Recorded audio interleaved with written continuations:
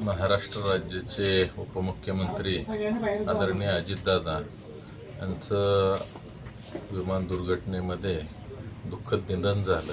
संपूर्ण महाराष्ट्रच नव्हे तर देशामध्ये या प्रसंगानं शोककळा पसरलेली आपल्याला पाहायला मिळते। एक महाराष्ट्रामध्ये एक धडाकेबाज दादा अशा पद्धतीचंच नावाप्रमाणे नेतृत्व होतं आणि त्यांच्या माध्यमातून एक शेवटचा पर्याय म्हणून लोक कायम दादांच्याकडे जात असत आणि एक फार मोठं नुकसान या दादांच्या जाण्यामुळं संपूर्ण महाराष्ट्र राज्याचं या ठिकाणी झालेलं आपल्याला पाहायला मिळतं। आज सर्व कुटुंबीय त्याच पद्धतीनं महाराष्ट्रातील सर्व जनता फार मोठ्या शोकसागरामध्ये बुडालेली आपल्याला या प्रसंगाच्या माध्यमातून दिसून येते। दादांना या ठिकाणी कारड उत्तर विधानसभा मतदारसंघाच्या वतीनं भावपूर्ण श्रद्धांजली अर्पण करतो।